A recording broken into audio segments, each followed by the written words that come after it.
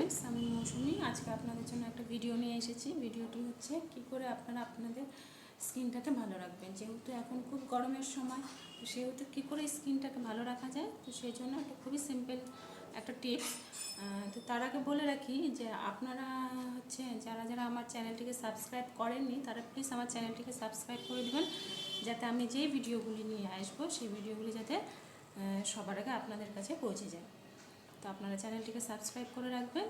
আর আপনাদের যদি কোনো কিছু জানার থাকে তাহলে আমাকে কমেন্ট বক্সে কমেন্ট করতে পারেন। তো আজকে আমার যে ভিডিওটা নিয়ে এসেছি সেটি হচ্ছে, যেহেতু এখন গরমের সময়, তো কী করে আপনাদের স্কিনটাকে আপনারা ভালো রাখবেন সেই বিষয়ে।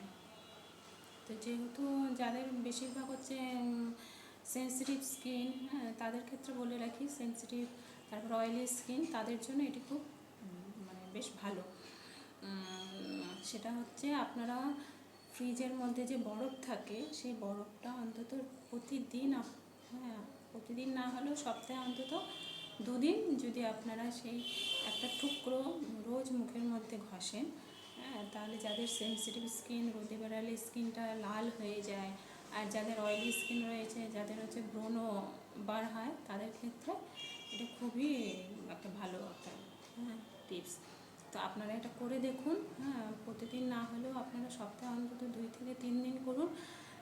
একটা কিউব আকারে যে বরফের টুকরোগুলো হয় সেইটা অন্তত হচ্ছে একটা কাপড়ের মধ্যে হোক, একটা রুমালের মধ্যে, যেভাবেই হোক, নিয়ে পুরো মুখের মধ্যে যদি আপনারা মাসাজ যেরকম করে সেভাবেও করতে পারেন, যেভাবে আপনাদের ইচ্ছা, হ্যাঁ, সেভাবে যদি আপনারা পুরো মুখের মধ্যে সার্কুলার মোশনে যদি পুরো মুখটার মধ্যে, হ্যাঁ, লাগিয়ে নেন, তাহলে আপনারা দেখবেন যে আপনাদের যাদের স্কিনটা লাল হয়ে যাচ্ছে, তারপরে ব্রণ বার হচ্ছে, তাদের ক্ষেত্রে জিনিসটা অনেকটাই কমে যাবে।